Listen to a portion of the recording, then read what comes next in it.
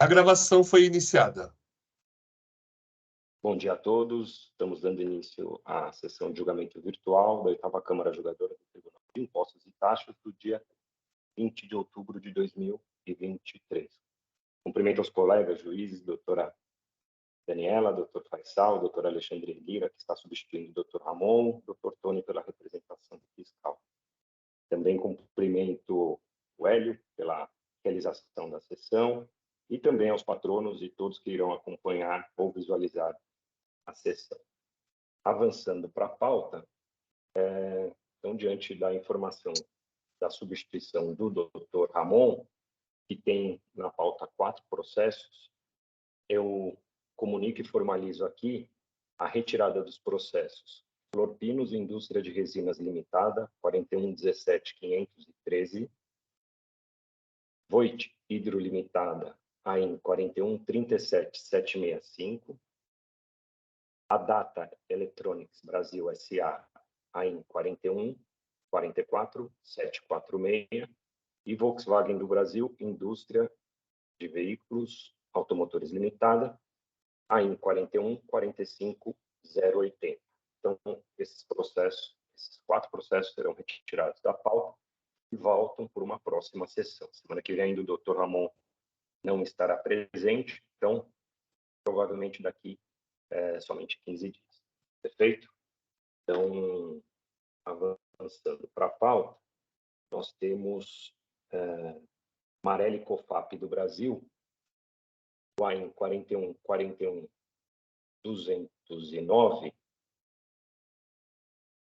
que é um recurso ordinário de relatoria do Dr. Faisal, e eu pedi vista. Em verdade, nós temos 2 AINs, né, na sequência, que são desse mesmo contribuinte, embora tenham acusações distintas, mas têm identidade de infração relacionada à falta de pagamento de imposto decorrente da aplicação da alíquota de 4%. E foi por esse motivo que eu pedi vista.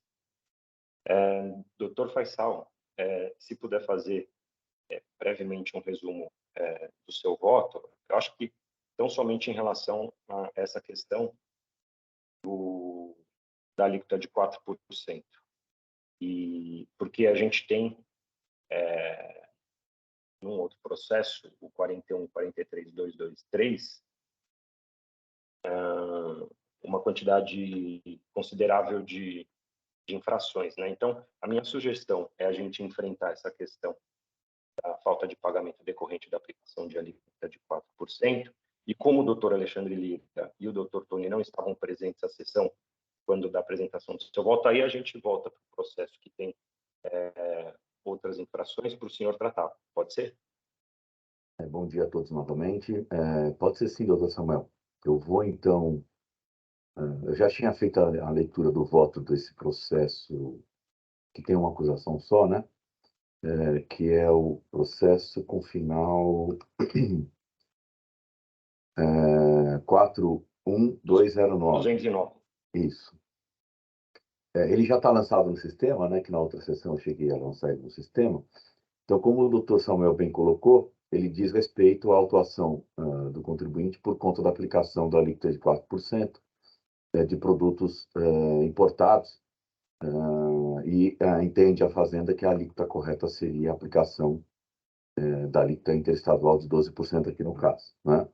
Deixa eu só retomar aqui rapidamente os principais argumentos.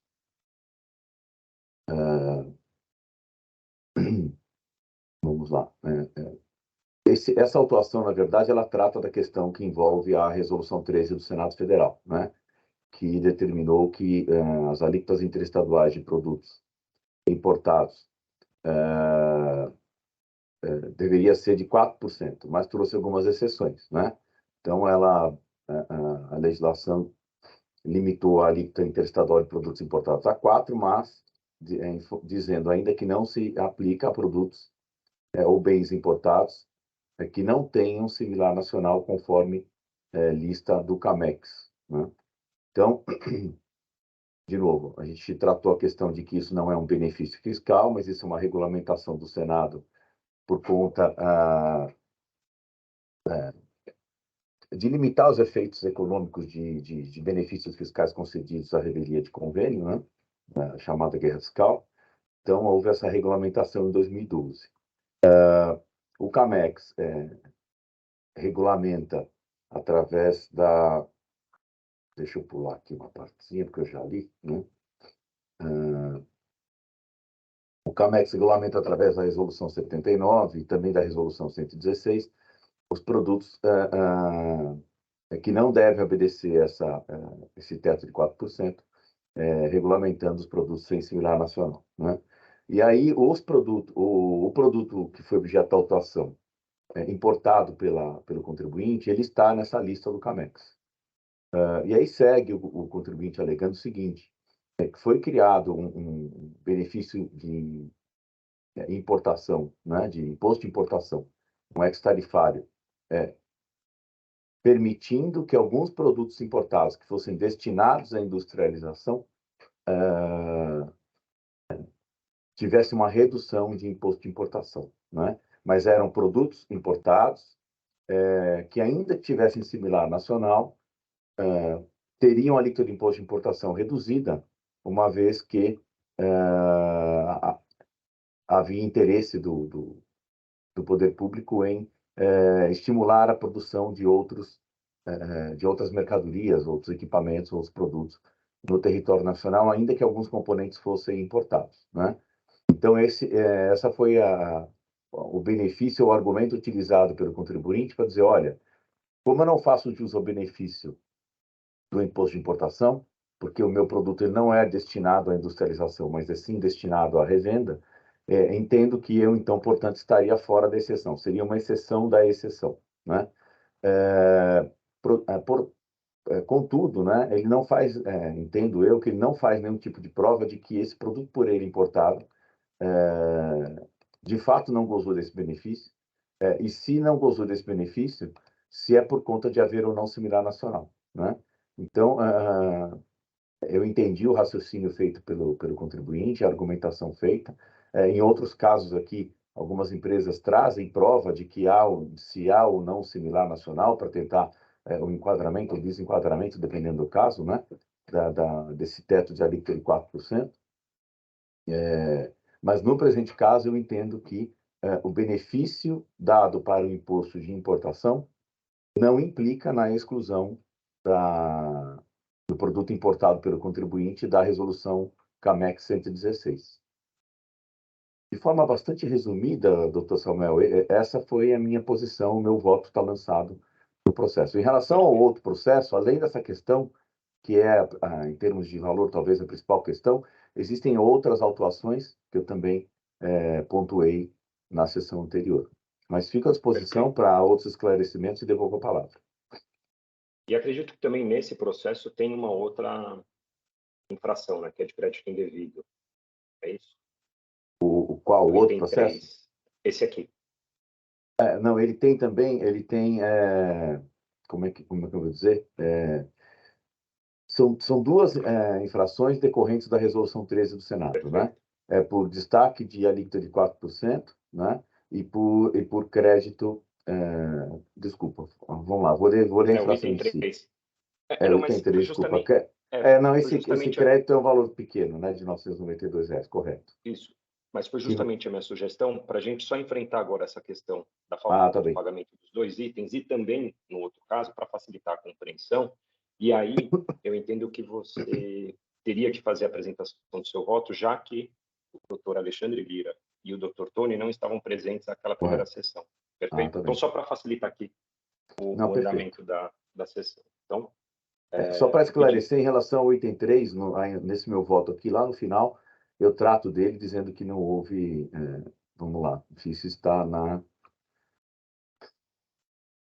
item 38, né? De que não... desculpa. No item 40, né? No tópico 40. Então, o item 2.3 trata de crédito indevido para uso e consumo e desobediência do artigo 66. Então, eu também mantive. Bom dia, doutor André. Desculpa a minha indelicadeza também, já fui avançando na leitura do processo. Seja bem-vindo novamente. Bom dia a todos. Bom dia. Então, Pedi vista do... Eu já disponibilizei meu voto, é um voto curto. Pedi vista do presente processo para refletir acerca das razões de decidir e examinar com maior cautela e profundidade os autos, especificamente quanto aos itens 1 e 2 do AIM, cuja acusação versa sobre falta de pagamento do ICMS, sob a alegação de que a autuada aplicou incorretamente a alíquota de 4% nas operações interestaduais de venda de mercadorias. As mercadorias são lâmpadas classificadas na posição 85, 39 e 21, 10 importadas, pois tais operações, segundo o fisco, encontram-se sujeitas às alíquotas de 7 e 12. Portanto, cinge-se a controvérsia instaurada nos referidos itens em saber se tais operações são tributadas à alíquota de 4 ou se elas se enquadram na hipótese de exceção, situação que atrai as alíquotas de 7 ou 12 a depender da unidade da federação de destino. Examinando a legislação que disciplina a temática, Resolução do Senado Federal 13, tem-se que a regra geral para as operações interestaduais com mercadorias importadas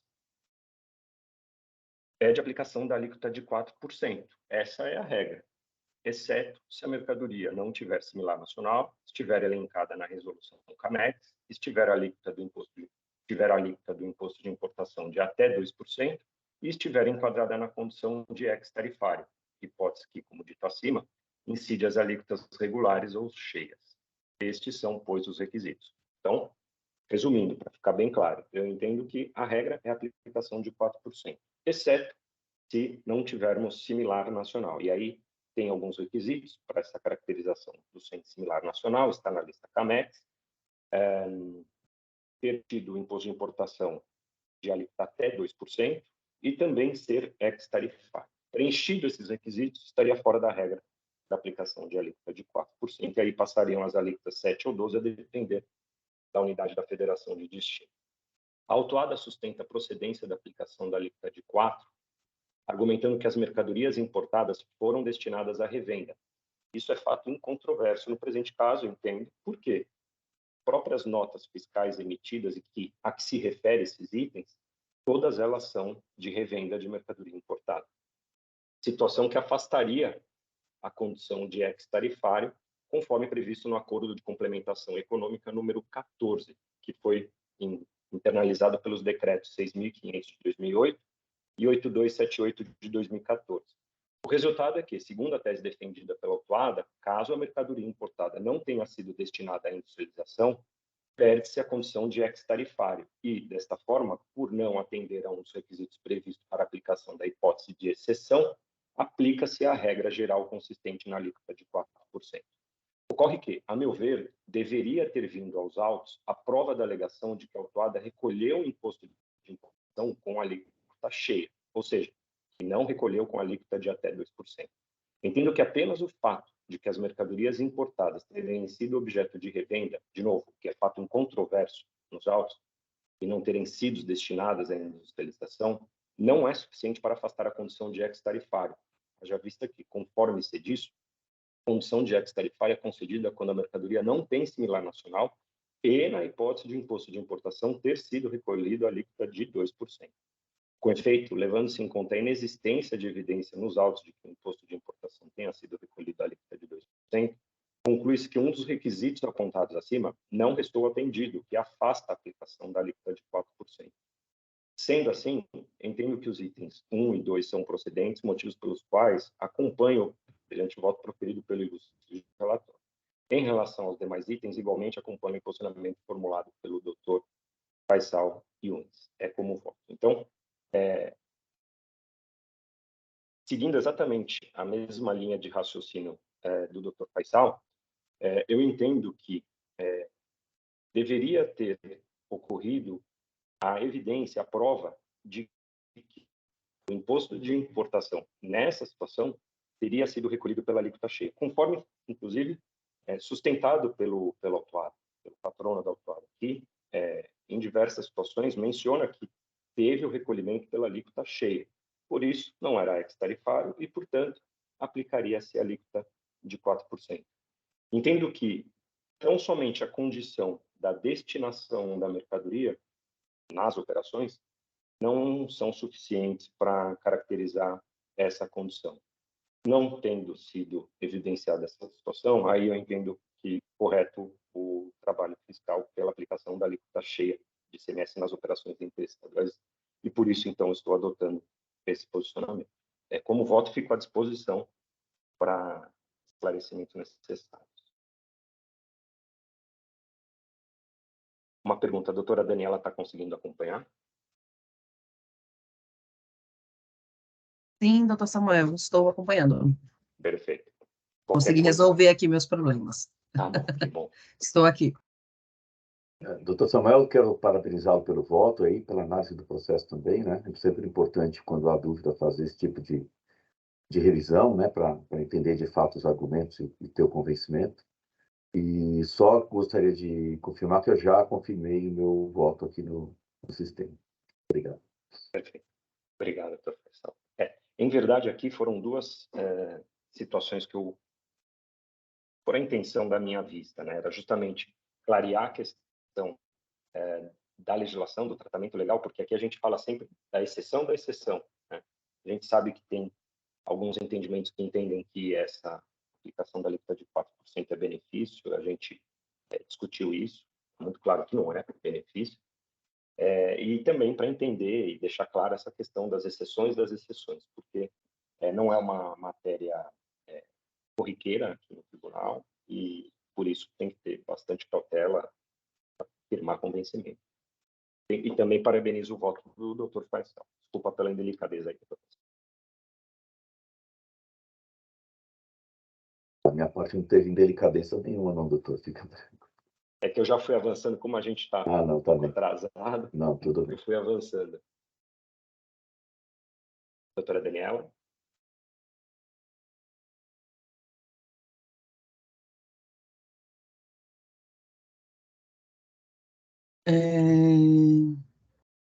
Bom dia, acho que havíamos conversado sobre a matéria anteriormente já, né? Eu acompanho o doutor Faisal, acho que eu já havia me posicionado, não é? Sim. Sim. Perfeito. Então, doutora Alexandre Lira, algum esclarecimento ou uma dúvida? Não. Já esclareceu bastante a sua leitura e também o voto do Dr. Faisal. Acompanho as colocações aí. Parabéns. Obrigado. Doutor Tony? Nada a acrescentar, senhor presidente. Obrigado. Obrigado. Então, podemos encerrar os debates. Desculpa. Acho que a gente tem que voltar àquele item 3, doutor Faisal, que é de crédito indevido, já que o doutor Alexandre e o doutor Tony não estavam presentes na sessão.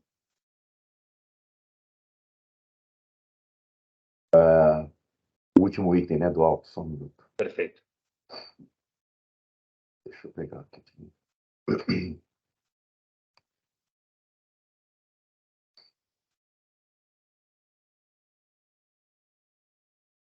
O item 3 trata de crédito indevido de semestre no montante de R$ 992,17, em fevereiro de 16, decorrência de operações de entrada de mercadoria para uso e consumo do próprio estabelecimento, conforme se comprova pelas cópias juntadas. Como eu mencionei no tópico 40, aqui do meu voto, eu coloquei o seguinte: o item 3, que trata de crédito indevido, conforme bem apontado pelo ilustre FR autuante, em sua manifestação fiscal de folhas 929 a 940, no caso em concreto, não se reporta uma previsão de estorno de crédito, cujas hipóteses são elencadas no artigo 67. Ainda, conforme se observa do regulamento de CMS, em manifestação acostadas às folhas 939 e 940, suposto estorno foi então levado a efeito indicando seu artigo 66, inciso 4 do regulamento, que não se reporta a situação retratada nos autos, tratando de caso distinto, além de não haver exata correspondência com o valor do crédito glosado, que permita maiores conclusões. Segundo esclareceu o órgão atuante, trata-se inclusive de uma trava no sistema, não permitir o estorno indicado no inciso 5 do artigo 66, já que não há previsão legal para tanto, devendo o contribuinte retificar seu registro de entrada nesses casos. Então, em relação ao item 3, esse foi meu posicionamento já externado na sessão anterior.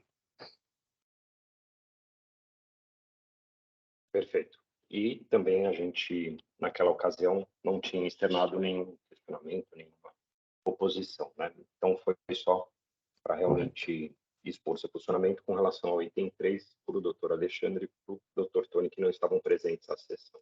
Só um esclarecimento. Claro, No item 41, o doutor Faisal coloca que não há previsão de estorno de crédito.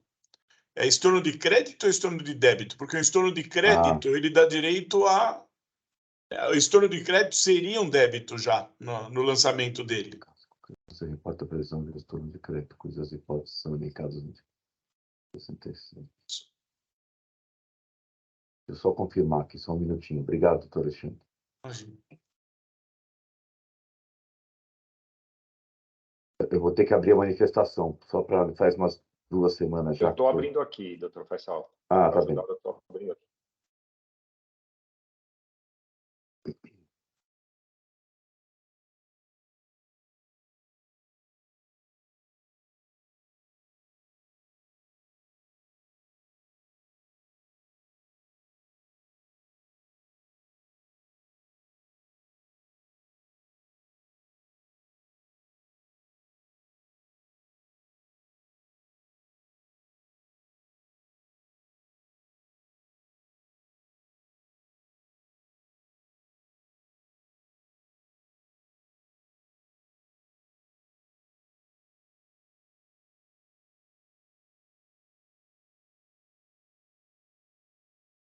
Então, na manifestação aparece estorno de crédito. Está lá na página 935. É porque o crédito é indevido por seu uso e consumo, e aí vem o contribuinte e fala, olha, eu já fiz o estorno desse crédito. Do crédito, é isso. Exatamente. E a discussão fica em torno disso. Então, você menciona, conforme bem anotado pelo FRA atuante em sua manifestação fiscal, o caso em concreto não se reporta uma previsão de estorno de crédito. E é o que na manifestação fiscal ele entende que não seria possível esse estorno de crédito no mesmo período. Correto.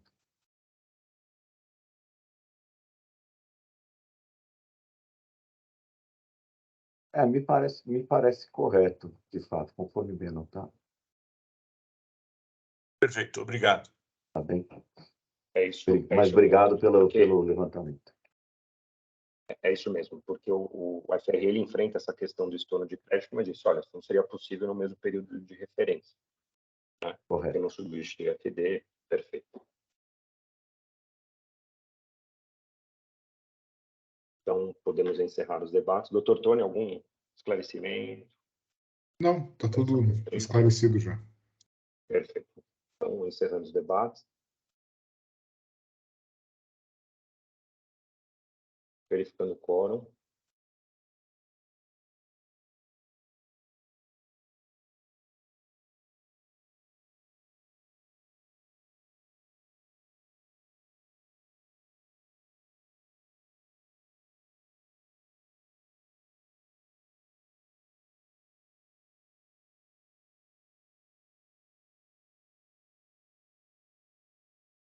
Guardando a confirmação da doutora Daniela.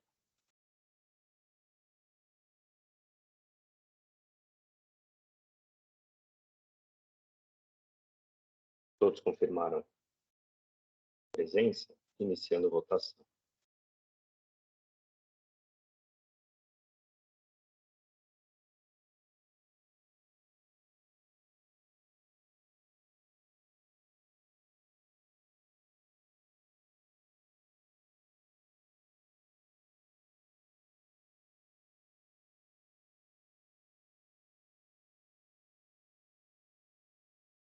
Todos votaram, acompanhando o doutor Faisal pelo conhecimento do recurso ordinário e seu parcial provimento, tão somente para aplicação da Selic, período anterior a 1º de novembro de 2017. Então, doutor André, esse é o resultado. Agradeço sua participação e, se quiser continuar, fique à vontade. Bom dia. Bom dia. Na verdade, eu tenho que continuar para o próximo julgamento. Ah, perfeito. Verdade. Então, encerrando votação e julgamento do AIM 41.209. Marelli Cofap do Brasil Limitada, julgamento encerrado. Estou registrando o voto vencedor.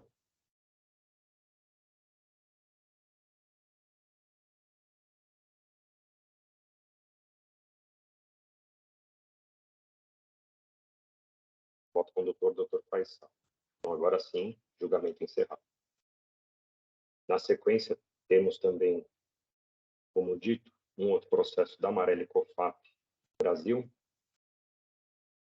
Esse caso é um caso que tem vários itens de acusação, mas eu pedi vista para refletir sobre a questão também de duas infrações, que são dos itens 2 e 3, de mesma natureza daquele processo anterior, cuja acusação versa sobre falta de pagamento de ICMS decorrente da aplicação da alíquota de 4%. Eu vou disponibilizar meu voto, é exatamente o mesmo voto que eu li no processo anterior, com a diferença de que, neste caso aqui, agora, os itens que tratam dessa matéria são os itens 2 e 3, ao passo que lá eram os itens 1 e 2, aqui estamos falando dos itens 2 e 3. Então, vou disponibilizar meu voto.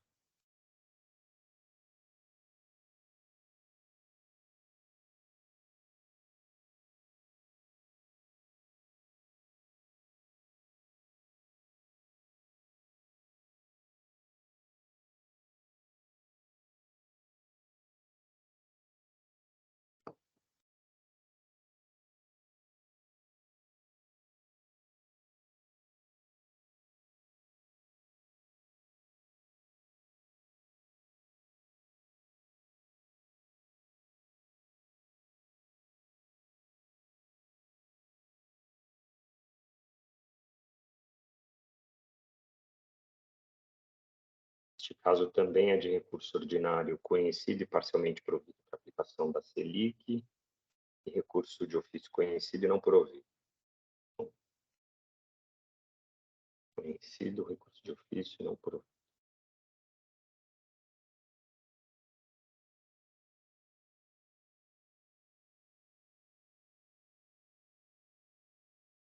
Registrado meu voto, então, dispensada a leitura, né, já que trata da mesma matéria, a mesma razão de decidir, estou acompanhando o Dr. Faisal pela manutenção dos itens 2 e 3 e, no mais, seguindo também o Dr. Faisal. Aí, Dr. Faisal, de novo, né, como a gente não tinha a presença do Dr. Alexandre e do Dr. Tony, se faz necessária um breve resumo das demais infrações. Com a palavra, o Dr. Faisal.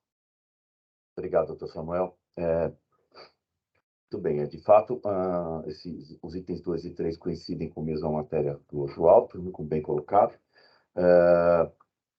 O voto já está lançado no sistema. E vamos lá, então. Só para esclarecer, os itens 6, 13, 14, 15, 16 e 17 foram pagos.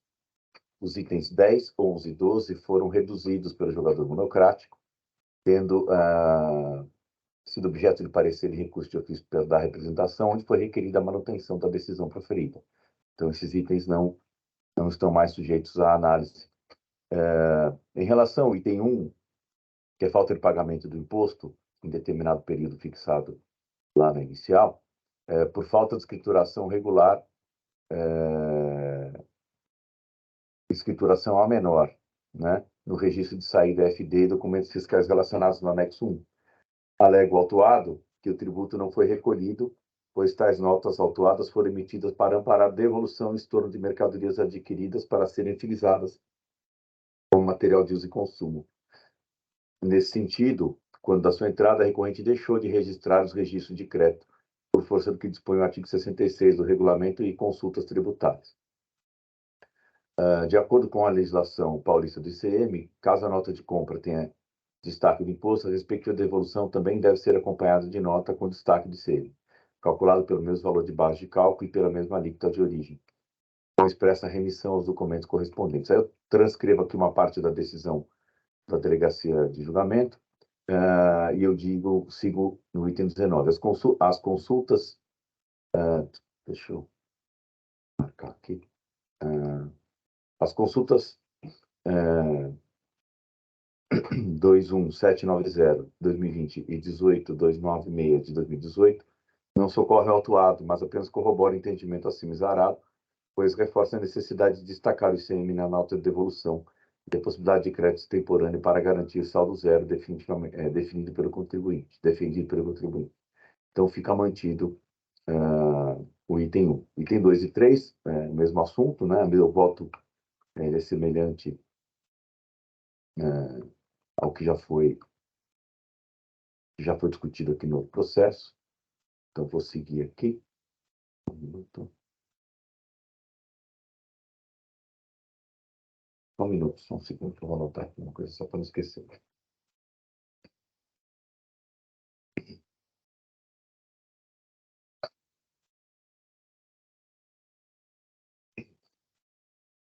E aí eu sigo para o tópico 50. O item 4 trata da falta de pagamento do imposto nos meses também especificados na inicial, devido em decorrência de ter indicado a Zona Franca como destino das mercadorias, mas sem comprovação de seus ingressos, conforme demonstra documentos juntados no anexo 4. A recorrente apresentou defesa, afirmou que há comprovação apta a ensejar o reconhecimento da isenção. Em controvérsia que nos autos a empresa não apresentou, no curso do procedimento fiscalizatório, as declarações emitidas pela SUFRAMA, referente às notas fiscais indicadas. Sustenta a recorrente que demonstrou por meio de conhecimento de transporte, com indicação de data e assinatura do recebedor, a efetividade das operações. Portanto, o debate refere-se à possibilidade de comprovação da operação por outros meios, que não a emissão da SUFRAMA. Pois bem, as saídas de mercadorias da Zona Franca só são consideradas isentas se cumprirem cumulativamente as condições estabelecidas no artigo 84, anexo 1 do regulamento. Então, eu, fazendo referência à decisão de primeira instância, e também a um outro julgado aqui do próprio tribunal, eu mantenho o item 4. Quanto ao item 5, ele trata da falta de pagamento do imposto nos meses de fevereiro a junho de 19, decorrente da entrada de mercadorias nos NCMs indicados, recebidos de fabricantes conforme discriminado no demonstrativo 1A, anexo 5. A recorrente sustenta que a exigência não há de prevalecer, pois desconsiderou que todo ICMS devido na cadeia foi devidamente recolhido quando da posterior saída das mercadorias adquiridas ou produto resultante que foi tributado. Conforme manifestação fiscal de folha 6.345, a premissa do contribuinte está equivocada, pois houve aproveitamento do crédito nos meses de março de 2017 a julho de 2019, conforme se observa do demonstrativo de folhas 1567 a 1568. Houve lançamentos a título de créditos título de outros créditos por diferimento de entrada de embalagem no livro de registro de apuração de ICMS. Tais lançamentos ainda citam a portaria CAT 13, a qual dispõe sobre o diferimento do imposto na entrada no estabelecimento paulista de embalagens de madeira.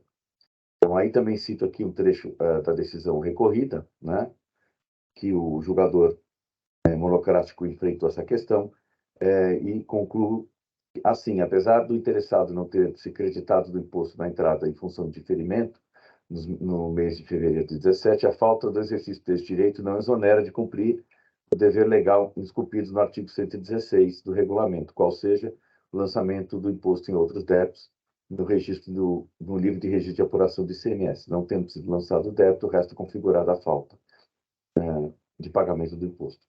Mantido o item 5.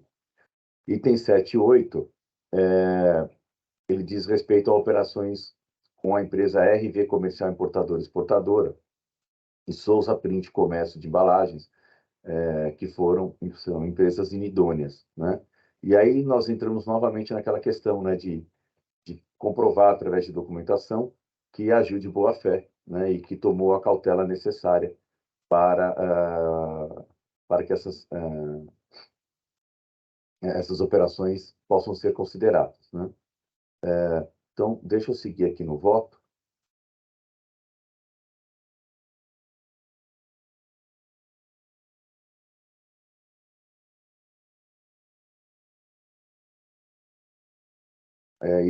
No tópico 79. Contudo, em que pese a recorrente ser destinatária de operações de saída supostamente promovidas pela empresa declarada simulada, é certo que a mera declaração formal de nulidade não pode ser questionada como condição necessária e suficiente para as infrações apontadas. E aí eu trago a súmula 509 do STJ, que a gente costuma sempre usar, né? E sigo no 81. No presente caso, entendo que não se verificam os requisitos aventados pela súmula 509. Aí eu trago aqui, notadamente, a comprovação de aquisição no momento da celebração do negócio jurídico, demonstração da velocidade da compra, inclusive com a apresentação de suas tratativas comerciais, comprovação do transporte das mercadorias e a existência de prova de pagamento às empresas cujas notas foram declaradas inidôneas através de instituições financeiras. E aí também eu trago aqui no tópico 82 trechos da decisão recorrida em que o julgador enfrenta a questão da prova da boa-fé, né? Tópico 85. Isto posto, entendo correto o entendimento exaurado pelo julgador monocrático em relação às provas apresentadas, considerando as mesmas insuficientes para demonstrar a alegada boa-fé do recorrente. E aí cito aqui julgamento de recurso especial, outras decisões do próprio Tite.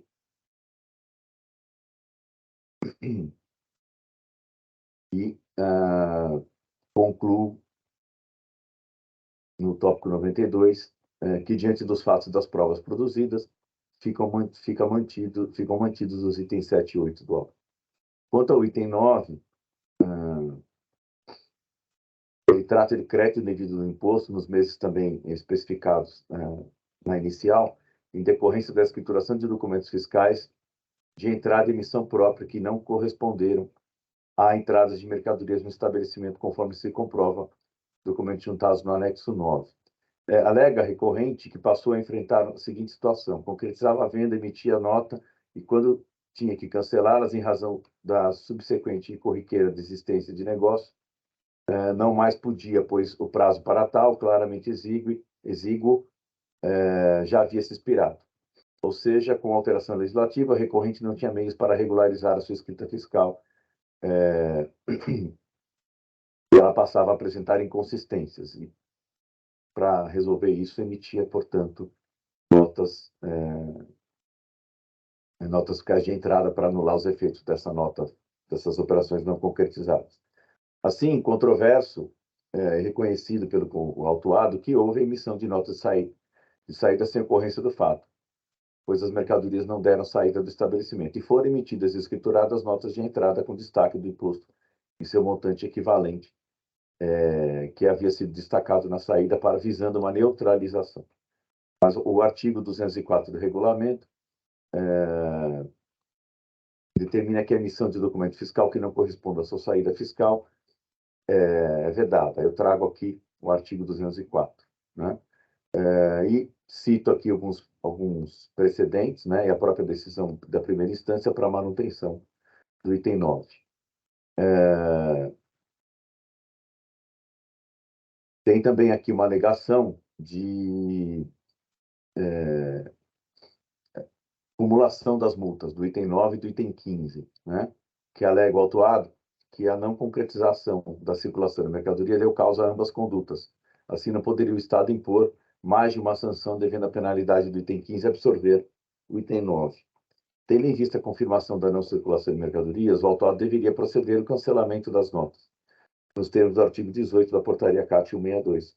Pelo descumprimento, foi penalizado nos termos do artigo 85, e ao invés de proceder com o cancelamento, o contribuinte agravou a situação realizando um novo procedimento diverso, não contemplado na legislação, de emitir notas de entrada, consequentemente realizando o aproveitamento indevido de crédito, sem correspondente circulação de mercadorias.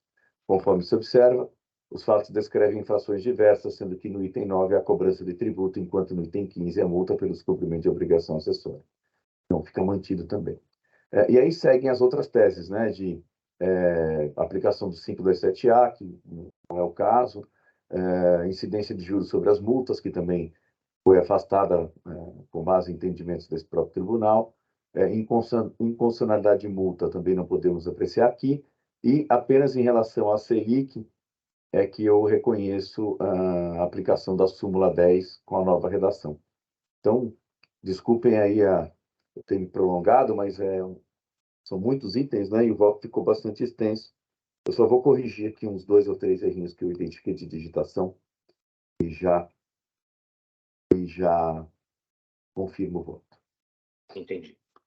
Obrigado, doutor Faisal, parabéns pelo voto e acredito que eu tenha que habilitar, né, para fins de edição. Veja se o senhor consegue fazer. Como está em andamento, o senhor consegue. Sim, eu não registrei o voto ainda. Quer dizer, eu tinha registrado, mas não tinha confirmado, né? Perfeito. Senhor presidente, Processo. Oi. só um detalhe. Me parece que a decisão recorrida já reconheceu a Selic. Tá. E aí seria redundante novamente. Bastaria manter a decisão recorrida nesse quesito. Tá, perfeito. Então, o recurso ordinário não seria Parcialmente provido, né? Perfeito. Deixa eu dar uma olhada aqui. O doutor Samuel não abriu aqui a possibilidade de eu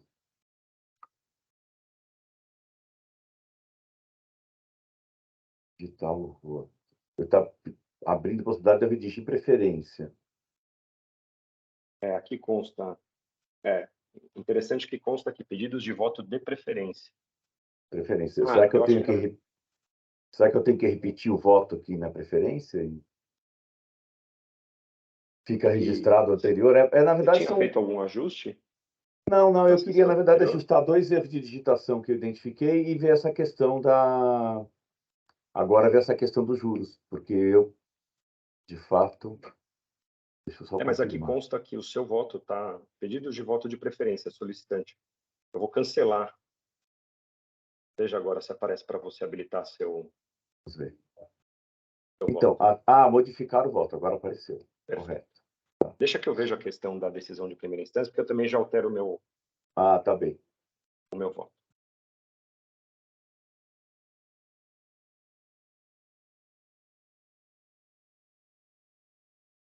Então, doutor Samuel, apareceu modificar o voto. Eu clico a janela modificar o voto e aí não aparece a tela de edição. Aparece solicitação de preferência. Será que eu tenho que redigir como preferência?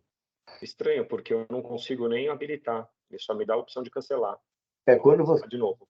Quando cancela, exatamente, aparece aqui, ó, confirmar o voto, modificar o voto.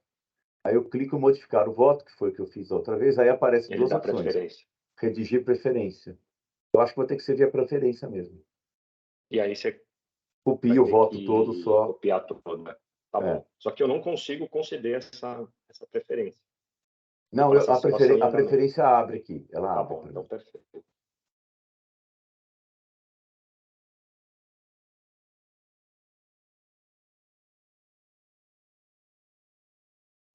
Na decisão realmente já consta a redução, a limitação da Selic. Eu vou alterar esse é o ponto mais importante que eu tenho que alterar. Os outros são 2 detalhes. Estou alterando o meu também. Obrigado, doutor Tony. Obrigado, doutor Tony.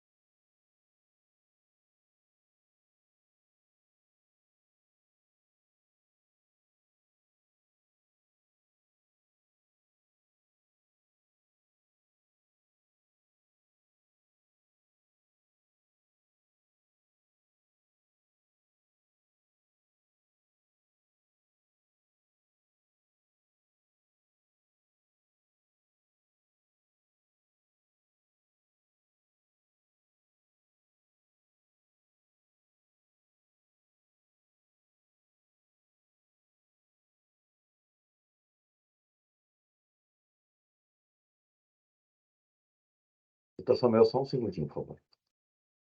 Tudo bem.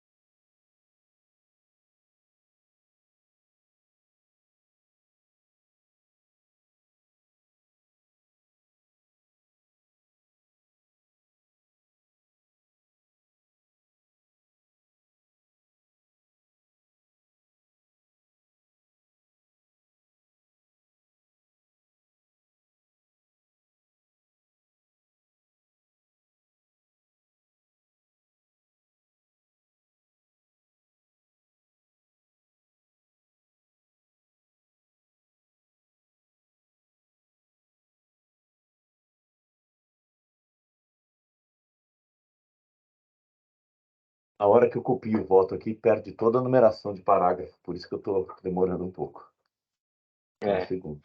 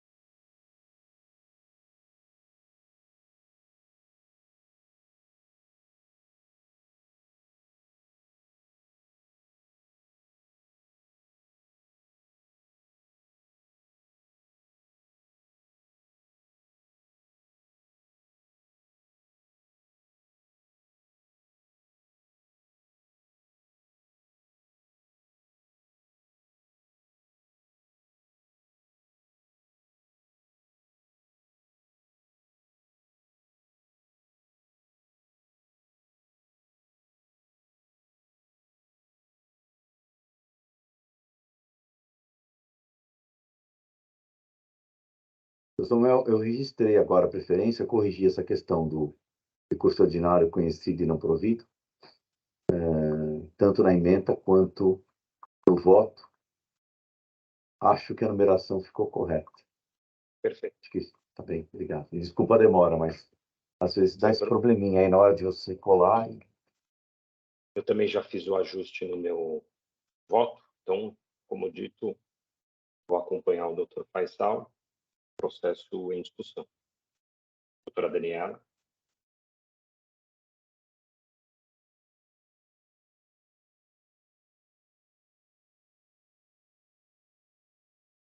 O processo é muito parecido com o anterior, né? Eu acompanho o Dr. Faisal, novamente parabenizando pela análise aí do caso. Obrigado. Doutor Alexandre. Também, de igual forma, acompanho o voto do Dr. Faisal. Obrigado. Doutor Tony. Nada a acrescentar. Obrigado. Perfeito. Doutor André pedindo a palavra, pois não. É só para confirmar, tem o recurso de ofício também, não tem? Tem. Tá, é só porque vocês estão votando primeiro. Ok, perdão. Desculpa atrapalhar a ordem da votação. E é pelo não provimento, né, doutor? Pelo não provimento do ofício também. Isso. Perfeito. Então, encerrando os debates.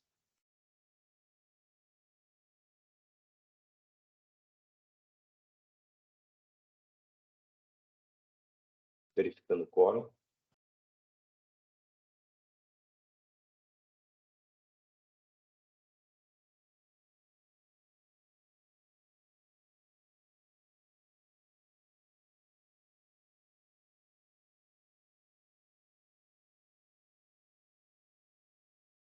Iniciando a votação.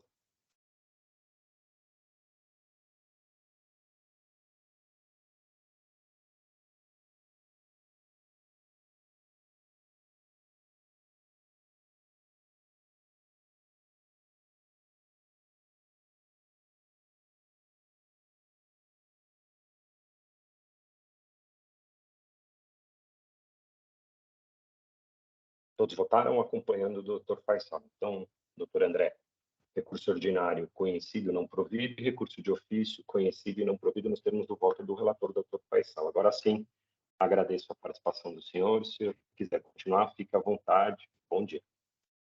Obrigado, um bom dia a todos. Bom dia.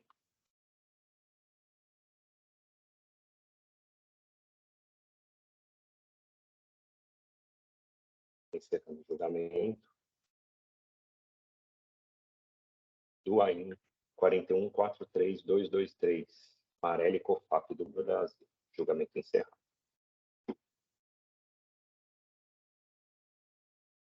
Na sequência, nós temos Suzano S.A., pelo relatório de sustentação oral, doutor Faisal, nós não temos ninguém acompanhando. Tá. Eu não trouxe o voto para esse processo, eu, na verdade, estava esperando ouvir a sustentação oral, né? Até para esclarecer alguns pontos. Mas, se não tem comparecimento, por favor, devolver para o relator, então.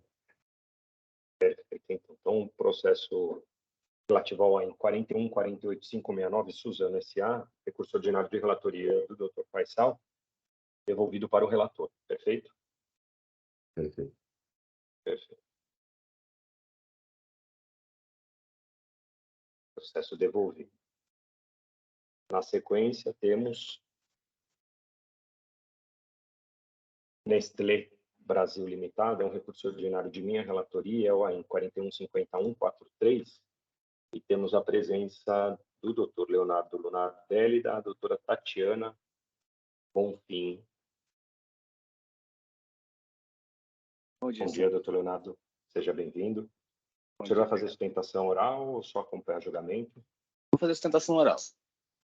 Perfeito. Então, como dito, é um recurso ordinário de minha relatoria. Eu faço a leitura das acusações e, na sequência, o senhor tem 15 minutos. Tudo bem? Só um minuto. São 4 acusações. Vou separar em 2 tópicos, já que são 2 grupos de produtos. Então, itens 1 e 2, falta de pagamento de CMS e CMS-ST, por erro na apuração da base de cálculo, sob o fundamento de que a autuada aplicou indevidamente a redução prevista no artigo 3º, inciso 3 do anexo 2, e nessas operações, os produtos que se referem são café em cápsula. Então, no entendimento do fisco, café em cápsula não está contemplado na cesta básica definida lá no artigo 3º, inciso 3 do anexo 2, e, portanto, não poderia ter sido aplicada a redução de base de cálculo. E nesse mesmo entendimento, são os itens 3 e 4, para o produto com leite em pó. E também tem acusação de falta de pagamento tanto de CMS próprio quanto de CMS-ST. Então, são essas acusações. Em primeira instância, o AEN foi julgado parcialmente, só para excluir as operações de bonificação, já que a autuada confirmou, comprovou que tem decisão judicial final transitada em julgado que afasta a incidência do imposto para essas operações. Então, são essas acusações e o contexto do processo. Com isso, eu passo a palavra para o Dr. Leonardo. Senhores, bom dia. Eu preparei uma breve apresentação apenas para ilustrar as razões do recurso. Eu posso compartilhar com os senhores? Com certeza, doutor.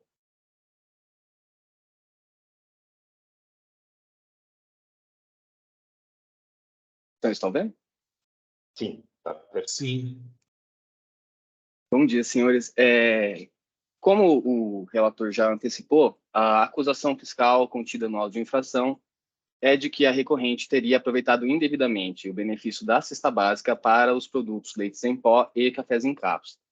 Eu gostaria de começar primeiro com os leites em pó, e antes de adentrar no mérito em si do recurso, eu gostaria de fazer apenas umas considerações, diferenciando compostos lácteos, fórmulas infantis e os leites em pó propriamente dito. O composto lácteo, ele é feito de pelo menos metade de leite em pó e a outra metade de ingredientes lácteos ou não lácteos.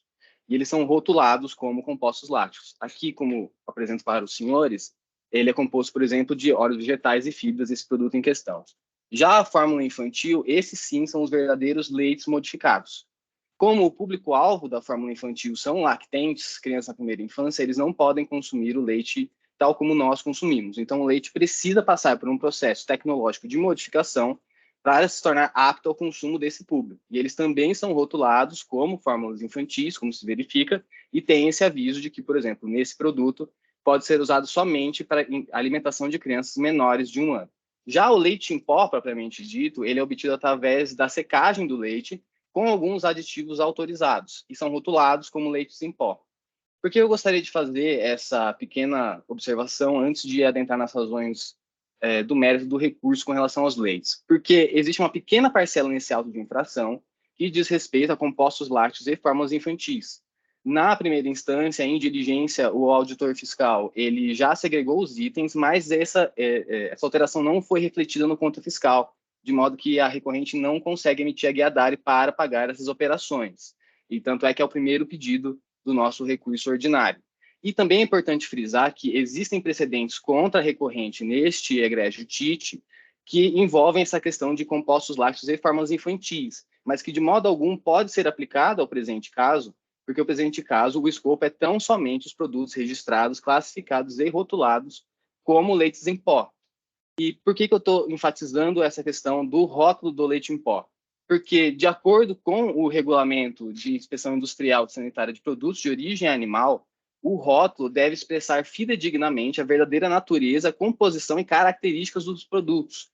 Aqui, no canto esquerdo, senhores, eu trouxe para os senhores os rótulos dos produtos autuados, da linha Milano, Molico e Ninho, que tem seu rótulo, a indicação que são leites em pó. A recorrente não tem a liberalidade de rotular a seu bel prazer se o produto é ou não é leite em pó. Ela tem que necessariamente colocar no rótulo a verdadeira natureza do produto.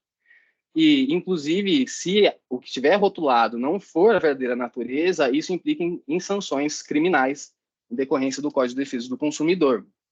E no que a recorrente se embasa para rotular esses produtos como leites em pó? No registro das autoridades competentes designadas por lei. O Ministério da Agricultura e Pecuária, o MAPA, e a Anvisa, por lei, são os responsáveis por classificar e registrar esses produtos. A recorrente envia a amostra desses produtos ao Ministério da Agricultura e Pecuária, que com seus técnicos confere o registro do produto de acordo com o que ele é. E no caso dos produtos objetos do recurso, eles sim são leites em pó. Inclusive, em decorrência dessa própria competência, o STJ possui jurisprudência de que não pertence às atribuições fiscais e aduaneiras alterar a classificação do produto, justamente porque a atribuição para a classificação do produto é prevista em lei e, no caso, é do Ministério da Agricultura e Pecuária e da Anvisa. Aqui eu trouxe apenas 2 trechos das legislações que envolvem os leites em pó, uma legislação extensa, uma do MAPA, que traz a definição do leite em pó, que eu já expus lá no começo, que seria obtido a partir da desidratação.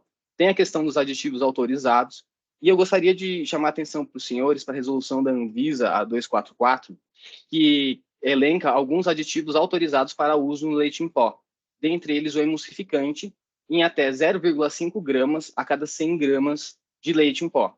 E aí eu peço licença para os senhores, porque eu vou avançar um slide e depois retornar apenas para deixar a exposição mais clara, porque existe entre os produtos autuados o ninho orgânico. Esse produto, como a fórmula que está aqui no canto aponta, 99,7 gramas a cada 100 gramas desse produto é de fato leite em pó.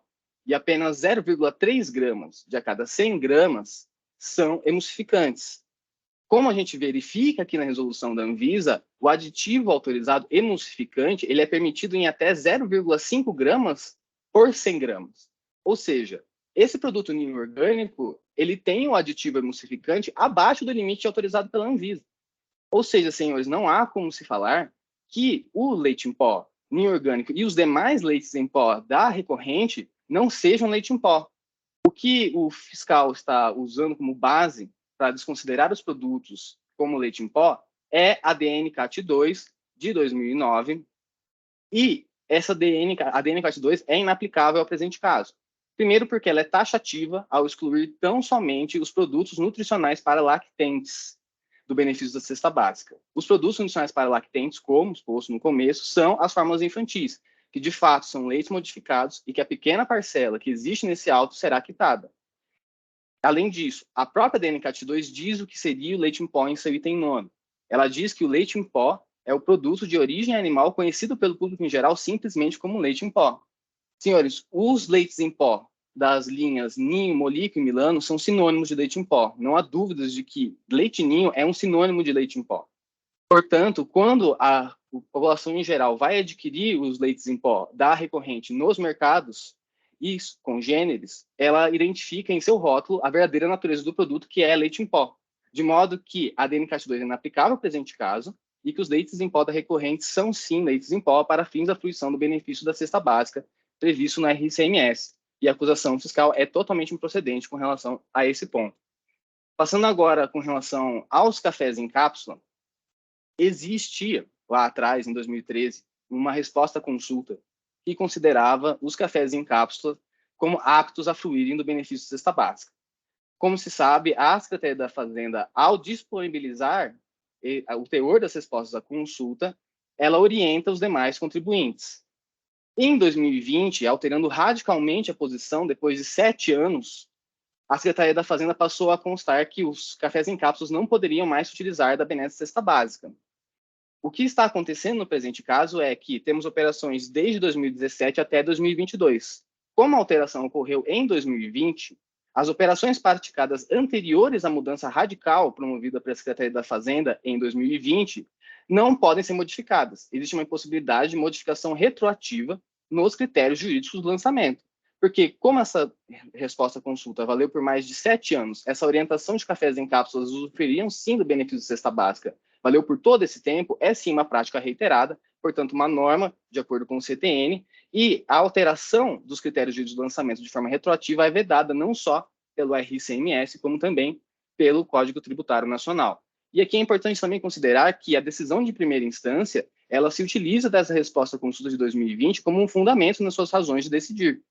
Se o ilustre julgador de primeira instância utilizou uma resposta à consulta desfavorável à recorrente, ele deveria também considerar uma resposta à consulta favorável à recorrente sob pena de violar a máxima de 2 pesos, 2 medidas. que é o que está acontecendo no presente caso. E também há de ressaltar que esse Colendo Tite possui entendimento na Câmara Superior de que, ainda que não seja o consulente, quando a Secretaria da Fazenda publica uma resposta à consulta, ela divulga o seu teor para orientar os demais contribuintes e se aplicam a todos que se encontram nas mesmas circunstâncias fáticas e jurídicas. Portanto, há uma nulidade no auto de infração para todas as operações com cafés em cápsulas ocorridas anteriormente a setembro de 2020, quando a Secretaria da Fazenda alterou radicalmente o seu posicionamento com relação à fruição do benefício da base de cálculo para os cafés em cápsula. E ainda que isso não fosse considerado, senhores, a legalidade deve ser respeitada. Porque o inciso 3º, artigo 3º do anexo 2º do RCMS, que confere o benefício da base de cálculo para os cafés em cápsula, ele não faz qualquer restrição com relação à embalagem, com relação ao maquinismo ou com relação ao produto ser premium ou caro, por exemplo. O que a gente tem é que o café torrado em grão, moído e descafeinado, classificado na posição 901.2 da nomenclatura comum do Mercosul, aqui está com a nomenclatura antiga, né, que era a nomenclatura brasileira de mercadorias, ele faz jus à alíquota de 7% nas suas operações. A gente identifica aqui, pelas fotos que eu trouxe do lado esquerdo, de que o conteúdo das cápsulas é sim café torrado e moído, inequivocadamente. Inclusive, em nenhum momento, o agente fiscal autuante questionou que o conteúdo das cápsulas seria café torrado e moído. O que ele vê se resignado é que, na verdade, supostamente por precisar de maquinismo para utilizar as cápsulas, isso impediria a fruição do benefício. Ora, senhores, a acusação do maquinismo é falaciosa. Primeiro porque, como o conteúdo das cápsulas é, sim, café torrado e moído, é plenamente possível preparar as cápsulas através do método de filtragem tradicional, em filtros. Aqui eu trouxe para os senhores uma breve exposição de que é sim possível abrir a cápsula, colocar no filtro e, quando você coa o café, você tem café. Portanto, a alegação do fiscal da necessidade de maquinismo é falaciosa. E não só querer condicionar a fruição do benefício para como o consumidor vai preparar o seu produto, não encontra respaldo legal. Isso porque a gente sabe que existe cafeteira elétrica, máquinas de café expresso, que utilizam café, são máquinas que preparam o café. E não há como se cogitar que uma cafeteria pague 18% de ICMS só porque ela utiliza o café numa máquina de café expresso. Portanto, a alegação de que o maquinismo impediria a fruição do benefício é falaciosa. E também é falaciosa a questão de que o produto poderia ser premium, que, por exemplo, existe esse café Jacu, que custa R$1.000 o quilo. E nem por isso, até onde se sabe, sem conhecimento, com a dívida vênia, esse café está sendo questionado com relação ao ICMS em suas vendas. Senhores, o que precisa ficar claro é que o requisito para a fruição do benefício é o que está previsto na lei. E a lei não traz qualquer impeditivo com relação à embalagem, com relação ao maquinismo e com relação ao produto ser premium ou não. O princípio da legalidade deve ser observado e os cafés em cápsulas têm, sim, o direito de usufruir da redução da alíquota para 7% em suas operações. Caso o Estado de São Paulo queira cobrar 18% de alíquota sobre os cafés em cápsula, ele deve fazer como outros estados da federação fizeram e alteraram suas legislações. Por exemplo, Mato Grosso, Rio Grande do Norte e Sergipe alteraram suas legislações para colocar que, exceto o café em cápsula, logo após o café torrado e moído. Portanto, senhores, não há dúvida de que, pela ótica do princípio da legalidade, os cafés em cápsulas fazem sim jus ao benefício da cesta básica, de modo que o recurso ordinário deve ser conhecido e o auto de infração integralmente cancelado. Eu fico à disposição dos senhores para qualquer esclarecimento. Muito obrigado pela atenção. Entendido, doutor Leonardo. Cumprimento pela sustentação oral. Eu confesso que trouxe voto, mas diante do destaque da sustentação oral com relação à questão dos leites, eu estou tendente a retirar o processo de pauta para que examine essa questão da composição desses 3 produtos. De fato, a decisão normativa CAT lá, acho que é a 2 de 2009, ela aparentemente trata de produto diverso. Então, como eu não quero aqui me estender e tomar muito tempo dos senhores para que você verifique essa questão, se de fato não se trata do mesmo produto.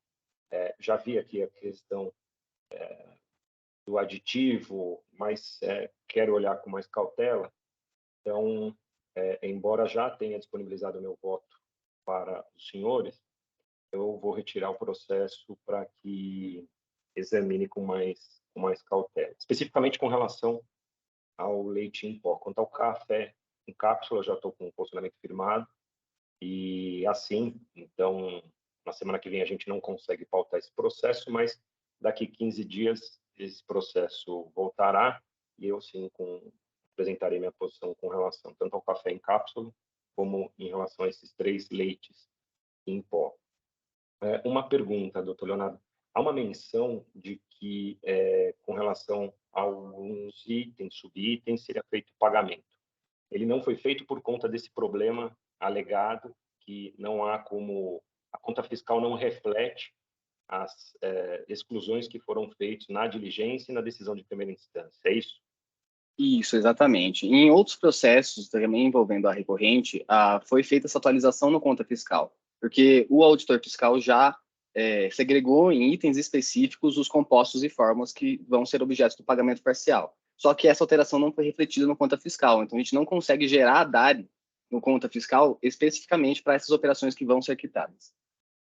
E eu vi que a fundamentação para essa negativa é porque essas situações de exclusões não decorrem de erro de fato, que é o que está previsto na legislação, para fins de, inclusive, de novo DDF, né?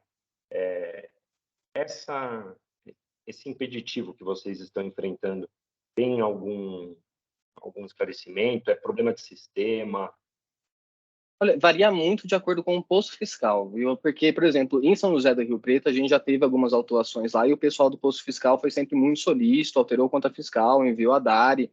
Tem alguns postos fiscais que acabam tendo um pouco mais de dificuldade na comunicação e aí varia muito. Nesse caso, a gente está enfrentando um pouco de dificuldade, mas eu acredito que se fosse determinada a alteração no conta fiscal, a gente já conseguiria emitir a DARE e quitar o quanto antes. Então, esses pagamentos não foram feitos? Ainda não, mas tão logo seja disponibilizado, a recorrente vai quitar. Perfeito, então. Então, como dito, embora eu tenha disponibilizado o voto, estou retirando o processo para avaliar a questão desses 3 itens, a composição e a questão da legislação trazida pelo patrono, e o processo, ele então retorna uma próxima sessão. Alguém tem alguma dúvida, algum pedido de esclarecimento? Não, doutor Samuel. Não, senhor. Só um detalhe, nesse processo aí eu fiz uma petição pedindo a Selic. São poucas pegou só poucos meses ali, de novembro de 2017, mas em alguns itens aparece. Então, seria útil acrescentar essa questão. Doutor Essa Samuel. primeira versão do meu voto, ela já está refletindo a aplicação Me desculpe, súmula doutor Samuel. para esse período. Perfeito. Doutor Oi, Samuel, doutor. só uma dúvida. Visando atender o pedido do contribuinte em relação a essa parte que ele quer regularizar, não daria para sair uma diligência, que se sai diligência não consegue voltar para votar? Já teve essa diligência. Me parece que já teve, assim, né, doutor Leonardo? Sim, já teve a diligência, mas a alteração no conta fiscal ainda não foi refletida. Fez a alteração no DDF, não é isso? Só que isso não reflete no conta fiscal. E aí, em decisão de primeira instância, o julgador fala, olha, não tem previsão legal. A previsão é para quando há erro de fato, que aí abre prazo, inclusive, para pagamento do desconto. Entendeu? Entendi. Tá bem. Perfeito. Então, processo relativo ao EM 415143, Nestlé Brasil. Estou devolvendo já para agendamento da pauta. Acho que eu consigo, né? E aí eu acho que eu vou ter que fazer que nem você, doutor Faisal. O ajuste que eu fizer vai ter que ser em voto de preferência. Se houve registro do voto, vai ter que fazer preferência. Correto. Não, eu não estou fazendo o registro do voto. Eu cheguei a registrar o voto na outra sessão, por isso que eu tive que fazer preferência. Estou devolvendo o processo, então, para o relator. Vamos ver. Processo devolvido. Então, doutor Renato, processo devolvido para o relator, e assim eu já disponibilizo para agendamento da pauta, volta para daqui 15 dias. Se o senhor quiser permanecer, fica à vontade. Obrigado. Ok, muito obrigado. Bom dia para os senhores, bom trabalho. Bom dia. Na sequência, temos o último processo, que é o Sky Serviços de Banda Larga Limitada, recurso ordinário de relatoria do Dr. Faisal, e pergunto se o Dr. Álvaro está disponível para acompanhar o voto. Estou aqui sim. Obrigado, presidente. Imagina. Então, como dito, é um recurso ordinário de relatoria do Dr. Faisal. A sustentação oral já foi feita, né, acho que há 15 dias. E, então, com a palavra, Dr. Faisal. É o AIN 41, 51, 15 e 14. Correto. Doutor Samuel, poderia liberar a edição do voto, por favor?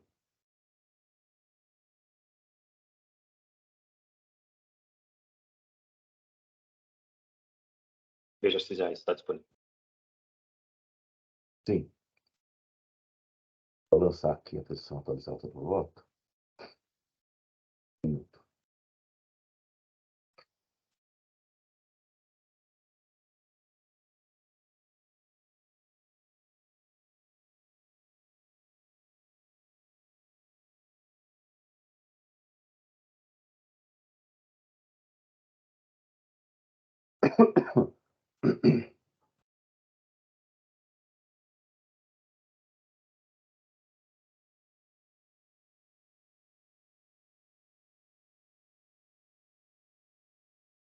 Eu lancei a versão atualizada do voto, daqui a pouco eu mexo no emenda, mas só para a gente poder já adiantar a leitura do voto. Bom, o relatório já foi lido na sessão anterior, né?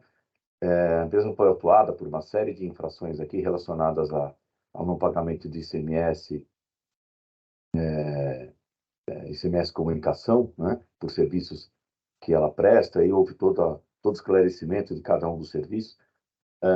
Mas eu trouxe o voto hoje. Eu vou ler a partir do item 8, né? Que eu inicio abordando aqui a questão das preliminares. Então, o item 8, conforme relatado acima, cuida o presente auto de acusação de que o contribuinte, hora recorrente, deixou de pagar ICMS por emissão de notas causas de serviço de comunicação relativas a prestações onerosas de serviço de TV por assinatura, contendo itens indicados como taxa de licenciamento de software e outras rúbricas de cobrança periódica, com suposto erro de determinação na base de cálculo, dado que esses itens foram indevidamente tratados como não tributados, sendo que são partes integrantes e indissociáveis da prestação de serviço onerosa de comunicação. Eis que o software viabiliza a recepção de sinal, a segurança de acesso, a atualização e troca de informações com o cliente de caráter permanente, ou seja, é elemento que compõe a própria estrutura da prestação de serviço de comunicação, TV por assinatura oferecida pelo contribuinte. Em preliminar, a hora recorrente em sede de recurso sustenta haver nulidades do auto, bem como da decisão recorrida, uma vez que teria havido cerceamento de defesa durante o julgamento de primeira instância, por conta da falta de esclarecimento e justificativa por parte do ilustre FR dos valores que compuseram a base de cálculo do auto, tendo sido a decisão tomada com base em possibilidades e não prova de base calculada. Sustenta a recorrente que os erros apontados em sede de defesa, no que se refere à composição da base de cálculo do presente lançamento, demonstram que os valores apurados pelo ilustre FRE não guardam relação com os valores constantes dos arquivos eletrônicos apresentados ao fisco pela própria Sky. Sendo assim, seria nulo o presente auto por erros de demonstração de base de cálculo ou não demonstração inequívoca dos valores lançados, considerando as demonstrações de cálculo apresentadas, as quais seriam quantitativamente comprovadas na planilha anexadas à impugnação DOC 2. Em sua manifestação, folha 102.938 e seguintes, resume o ilustre FR atuante. Aqui ele resume os erros apontados, né? Seriam 3 erros. Erro no valor da receita, os valores totais de receitas considerados pela fiscalização para cada rúbrica são superiores àqueles efetivamente declarados pelo impugnante, erro de valor de repartição de ICM, e terceiro, erro no valor do lançamento do ICMS. Entende ainda a hora recorrente que, além de nulo o presente auto, seria nula a decisão hora atacada, uma vez que o ilustre julgador Ocó não enfrentou adequadamente os questionamentos acima, referentes aos erros de apuração, tendo havido cerceamento de defesa e omissão em relação aos cálculos e argumentos trazidos pela hora recorrente. Assim, cumpre inicialmente analisar as preliminares apreciando esses pontos, a partir da decisão proferida pelo doutor julgador primeira instância, a qual entendeu que os erros de cálculo apontados não existiriam. Vejamos, aí eu trago aqui alguns trechos da decisão recorrida. E eu gostaria de ressaltar alguns trechos que eu coloquei em negrito, que eu acho que é importante ler, ainda que parcialmente. Ou seja, esse primeiro erro, apenas para a rúbrica taxa de licenciamento de software, já resulta num excesso de receita possivelmente exigível de R$ 2.958.802, sobre os quais a fiscalização pretende fazer incidir o ICMS. Vejamos, aí segue aqui no voto, né? Por outro lado, o ilustre julgador Acó, em sua decisão atacada, entende, aí, tópico 83, fica ressalvado que para uma parte dos documentos fiscais, o resultado do valor líquido apurado para cada tipo de serviço foi negativo. Porém, conforme o relatório circunstanciado, que é parte integrante e inseparável deste auto, foram considerados apenas os documentos fiscais cujo resultado total líquido para cada tipo de serviço tenha sido positivo. Segundo demonstrou e relatou em sua manifestação fiscal, esta é a provável causa da diferença entre os valores totais mensais apresentados pelo impugnante e os valores totais apurados pelo fisco. Sigo no item 17 do voto. Já no que se refere ao segundo erro de cálculo, sustenta a recorrente. Eu trago aqui de novo a argumentação da recorrente, sigo no item 18. Tópico 88 da decisão recorrida. No que se refere às diferenças entre os valores totais mensais, que designou como erro de valor de repartição de ICM, vale as mesmas explicações do quesito do primeiro erro, no sentido de que na apuração do imposto foram considerados todos os documentos fiscais cujo resultado total líquido para cada tipo de serviço tenha sido positivo e ainda também reside a possível causa da diferença entre os valores totais apresentados pelo impugnante e os valores totais mensais apurados pelo fisco. Portanto, não prospera a sua alegação. Aí, no item 19, por fim, em relação ao terceiro erro de cálculo, sustenta a recorrente que ela esclarece qual seria o terceiro erro, né? Ao deixar de aplicar o regime alternativo previsto no artigo 18, anexo 2 do regulamento, a base de cálculo do ICMS foi indevidamente majorada. Neste caso, ainda considerando a rúbrica taxa de licenciamento de software,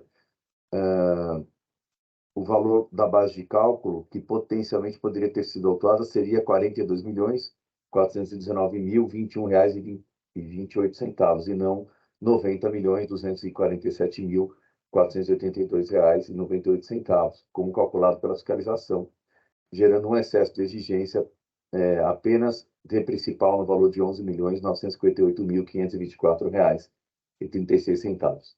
E também trago aqui o trecho da decisão recorrida em que o julgador monocrático faz referência a esse ponto.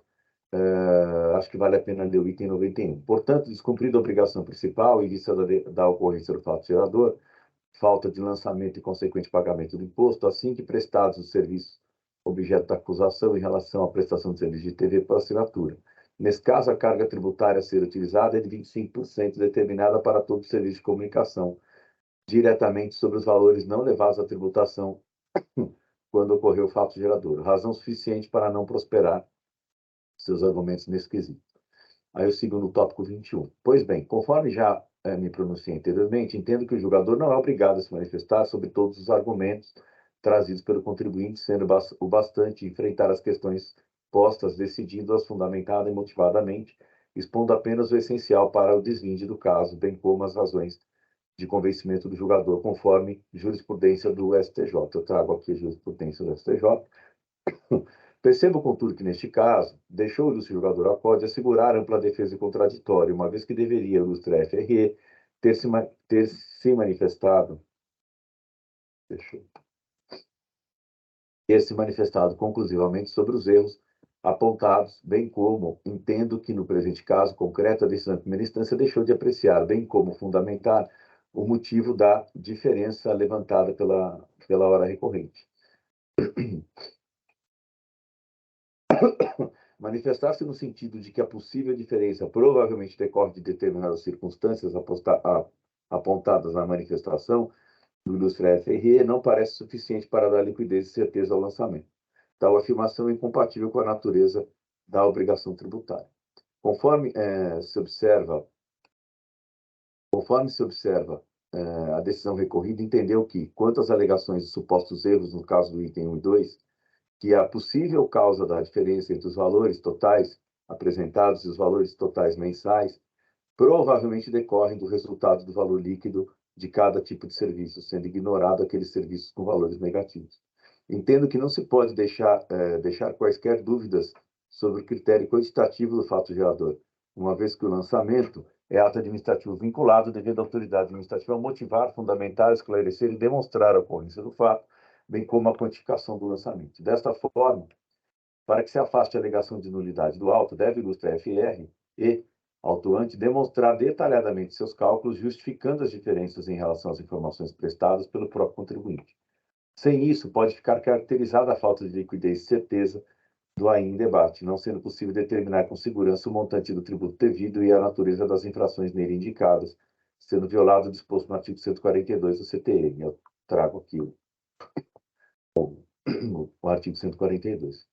O lançamento tributário não pode, em regra, ser realizado com base em suposições, sendo necessário determinar com com certeza, qual o motivo que levou à diferença dos valores total e mensal, demonstrando e justificando seus cálculos, sendo certo que não estamos falando em lançamento fundado em procedimento de levantamento fiscal, que admite relativa presunção. Inclusive, essa falta de precisão impede que este julgador enfrente a matéria, qual seja a possibilidade ou não de se descontar serviços com valores negativos sobre o resultado positivo do serviço, dentre outros argumentos trazidos pelo contribuinte. Outro sim, entendo que houve inafastável cessamento de defesa. Assinala-se por importante a falta de certeza da acusação, que a falta de certeza da acusação impede a devida defesa do contribuinte. Desculpa. Um dos princípios basilares do processo administrativo tributário é a chamada busca da verdade material, além do informalismo moderado. Isso significa que as provas no processo devem ser admitidas mesmo após a defesa, quando há razoabilidade ou plausibilidade no fato de não terem sido apresentadas antes. Significa também que o julgador pode converter o julgamento em diligência com o robustecimento das provas e esclarecimentos de dúvidas. Assim, considerando-se a complexidade do tema, a falta de certeza quanto aos critérios que determinaram a base de cálculo das operações, imperativo a anulação da decisão de primeira instância para que, após os esclarecimentos por parte do contribuinte, parte do AFR,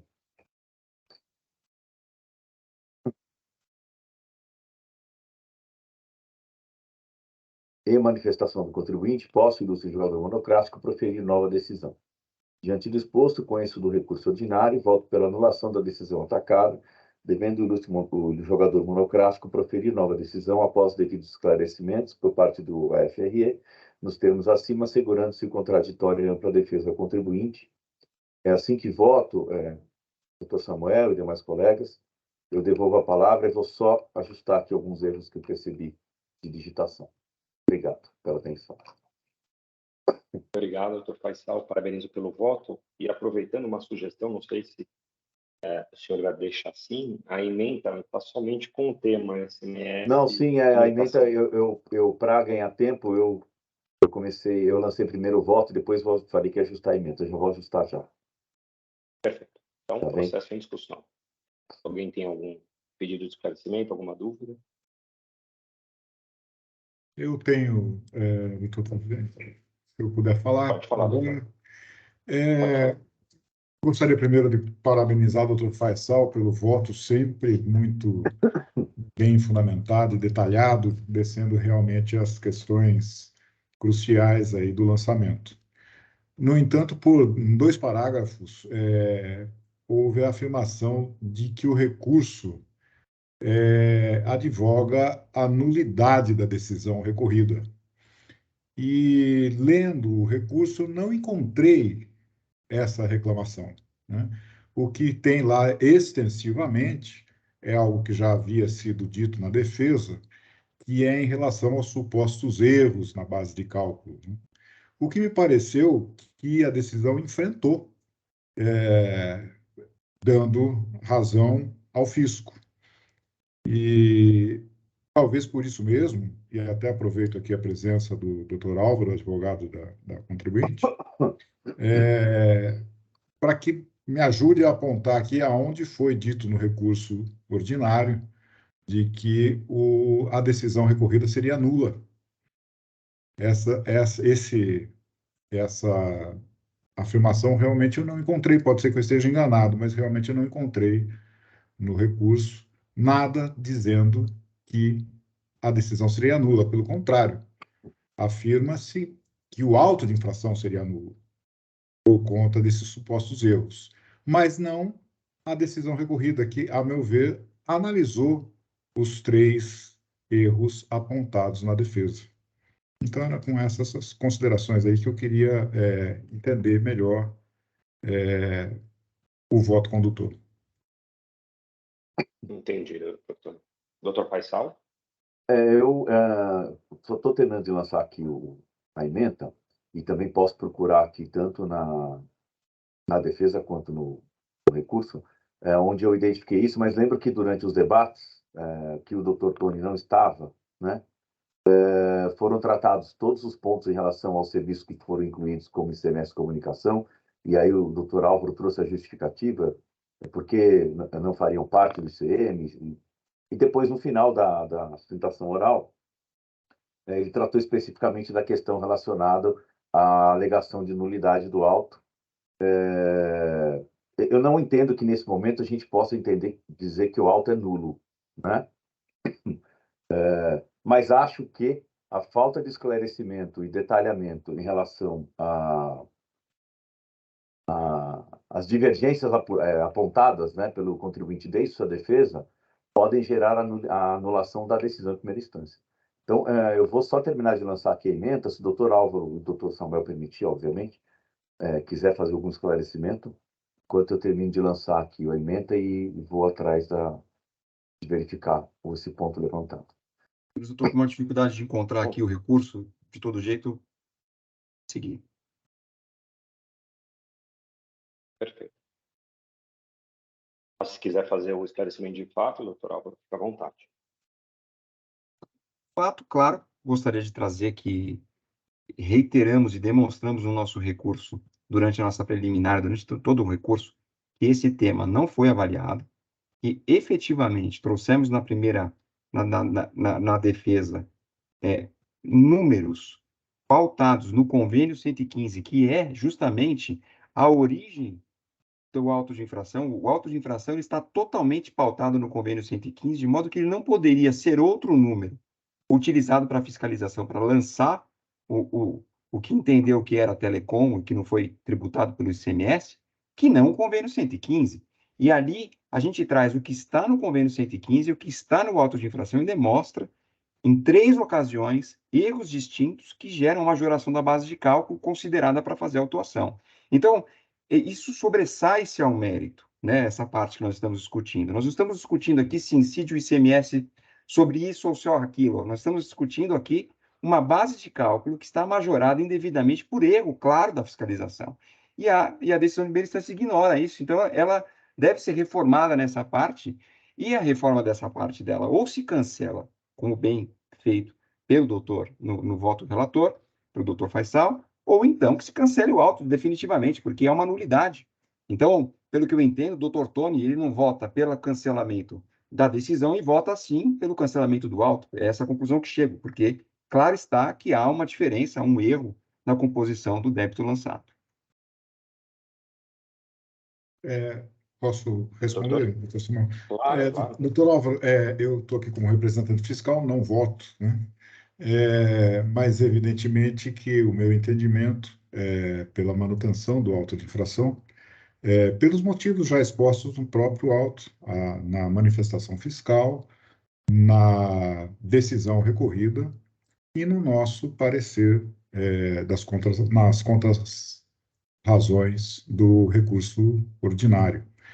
A minha questão aqui, ela é anterior a essa, sobre a questão dos supostos erros, mas refere-se especificamente à falta de qualquer manifestação no recurso ordinário de que essa decisão recorrida seria nula.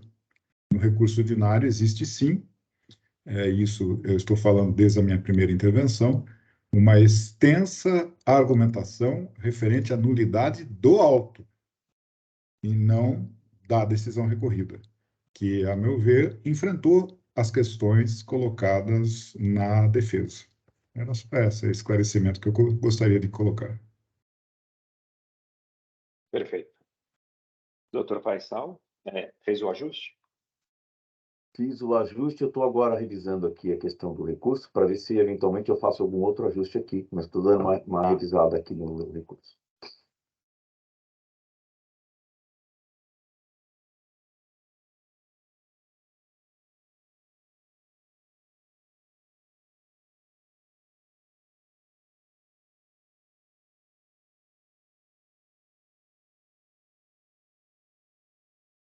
Com relação, né, doutor Tony, com a afirmação no item 6, eu acho, né, do voto do doutor Faisal. Tem no item 6 e mais adiante um pouquinho, de novo, fala... No item 13, volta a falar. Isso. Perfeito. Já a decisão manifesta-se no seguinte.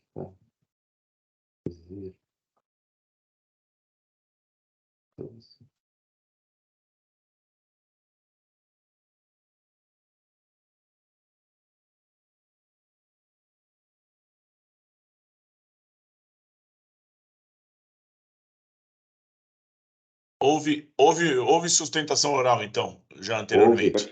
E no item 13, se for colocada esta informação, atende o doutor Tony aí também, se no item 13 colocar que a hora recorrente, além de nulo, entende ainda em sua sustentação oral e não no recurso.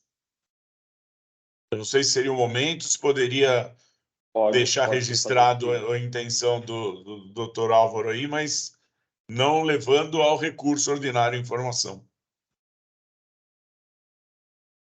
E foi o que o doutor Faisal mencionou, né, doutor Faisal? Foi Correto. exposto na Correto. sessão.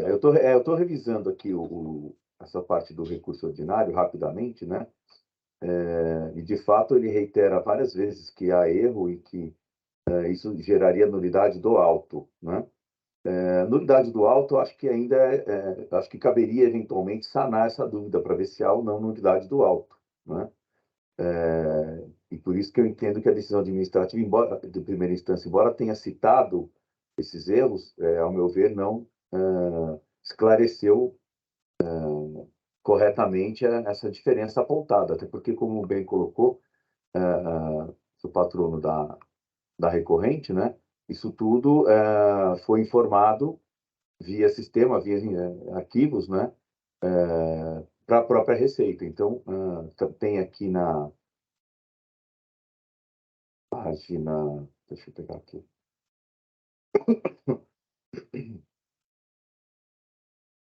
Isso vem no recurso a partir da página 102.974, né? Em que ele traz essa questão dos erros,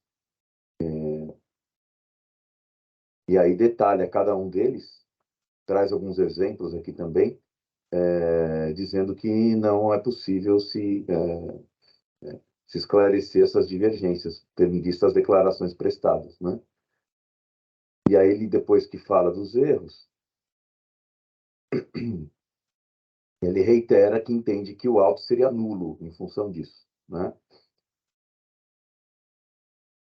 Mas eu entendi que a sua proposta de anulação da decisão de primeira instância é por conta de algumas afirmações ou forma de afirmações. Correto. De provável possível. Democrático, que poderiam, ali já indicariam a iliquidez do crédito, iliquidez, a dificuldade de se obter, né? Perfeito. Perfeito, é isso mesmo. Eu só não estou verificando se de fato não tem expressamente esse pedido aqui. Agora, se ele pede a nulidade do auto, né, e eu entendo que ainda não está caracterizado, entendo que eu posso entender que anula a decisão. Né? Deixa eu só, então, até aceitando a recomendação. No parágrafo, acho que 6 e 13, do seu né? voto.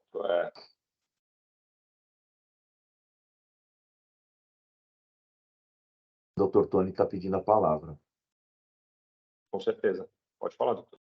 Não, eu só queria acrescentar que a minha preocupação aqui é que a nossa decisão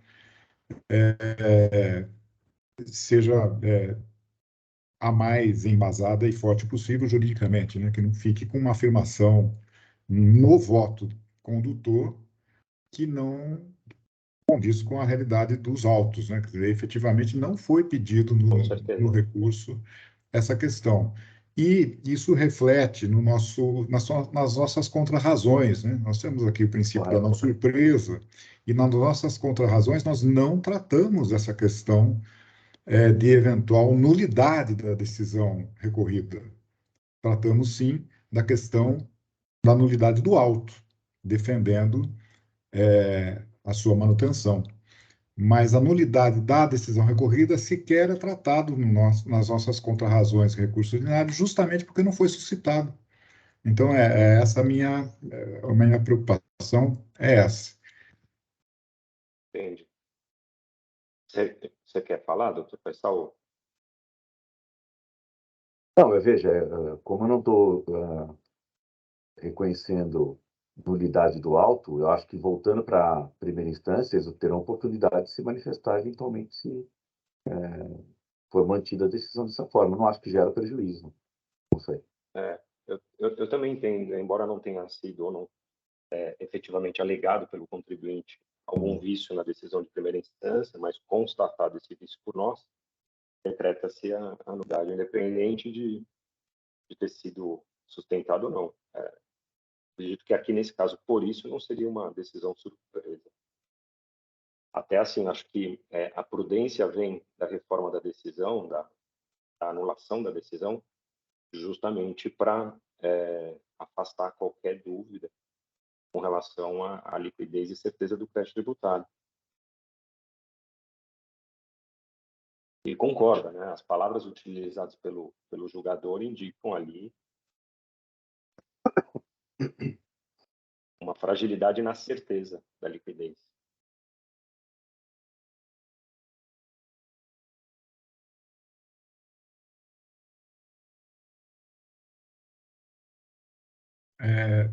No sentido de ajudar aqui o raciocínio do Dr. Faisal, no item 42 do recurso ordinário tem lá alguma coisa que poderia ser utilizada, porque diz aqui a recorrente: nesse sentido, conforme se infere dos cálculos apresentados pela recorrente, não está correta a alegação do juiz de primeira instância no sentido de os alegados erros no cálculo não existem. Os erros incorridos pela fiscalização não só existem, como estão todos detalhadamente comprovados pela recorrente. E aqui vem gancho que eu acho que talvez ajude. Argumentos estes que o julgador sequer analisou.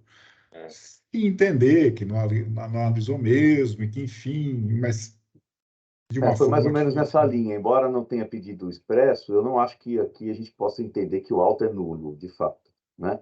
Mas que essa falta de apreciação e de esclarecimento dos pontos por eles levantados poderia gerar a anulação da decisão de primeira instância, né? Eu estou citando aqui a manifestação de sustentação oral e mencionando, item 42, né?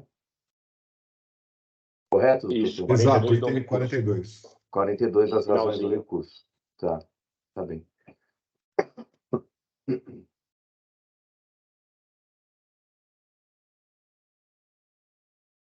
Então, deixa eu só ver se faço mais algum ajuste aqui.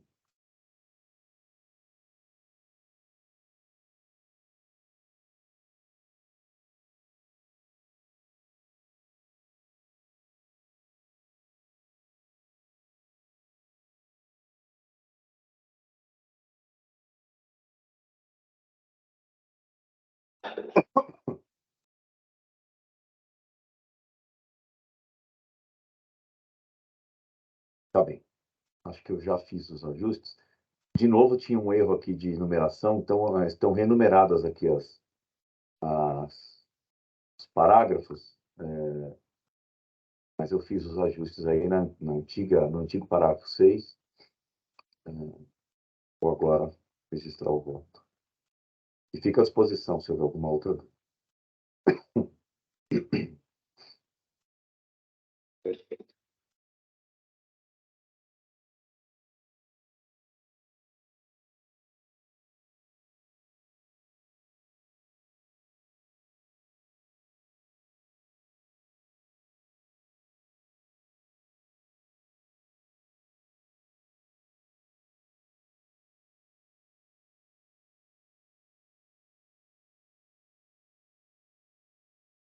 Então, eu registrei o voto.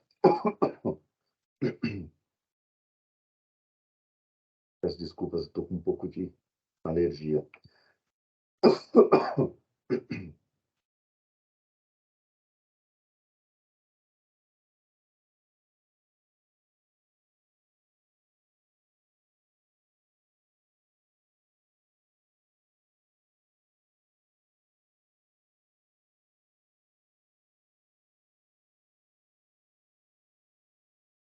Tá, perfeito. É o ajuste no item 13, né? Isso, no 13. E lá no finalzinho, lá também, coloco, ainda que sem pedido expresso, entendo que cabe anulação.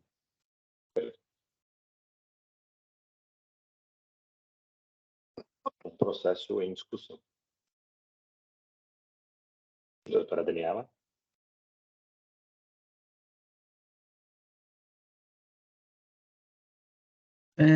Bom, esse tema é delicado, né? Mas análise muito detalhada feita pelo Dr. Faisal e as considerações aí do Dr. Tony, mas eu vou acompanhar o Dr. Faisal nesse caso. Doutor Alexandre?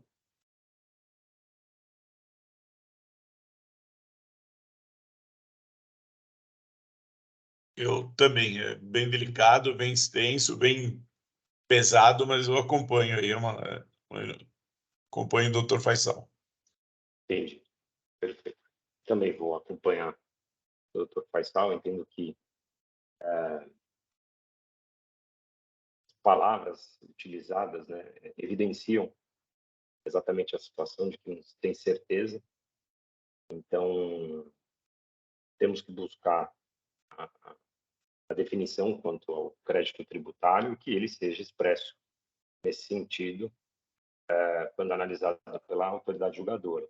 Então, tem sim pela anulação da decisão em primeira instância nos termos do voto do Dr. Mas gostaria de parabenizar o Dr. Tony também por ressaltar tudo isso e trazer a discussão e manter firme a posição da representação aí. Parabéns, doutor. Muito bacana isso. Perfeito. E agradeço também depois por até me ajudar a indicar um tópico em que poderia haver aí uma referência a essa questão da decisão. Obrigado. Então, apresentadas as posições, encerramos o debate, verificando o quórum.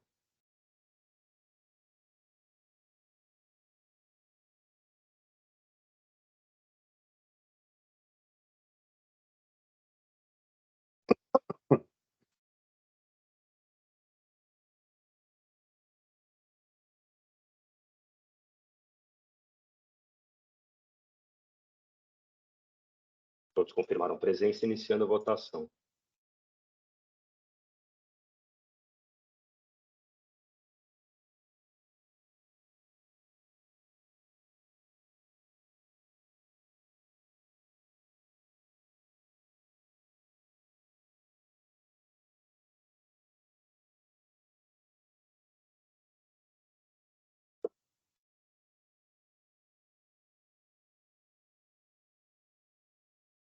Apenas a doutora Daniela.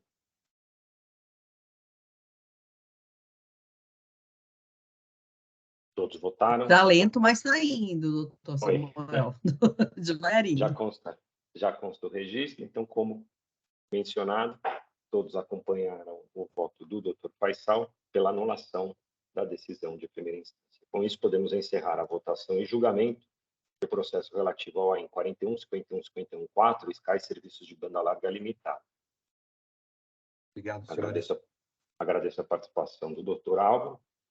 Com isso, voltamos à pauta e temos a confirmação de que todos os processos estão com situação encerrada e formalizo, então, o encerramento da sessão de julgamento virtual da 8ª Câmara Julgadora do Tribunal de Impostos e Taxas do dia 20 de outubro de 2023 e peço ao Hélio que encerre a gravação. Hélio, por favor, encerre a gravação.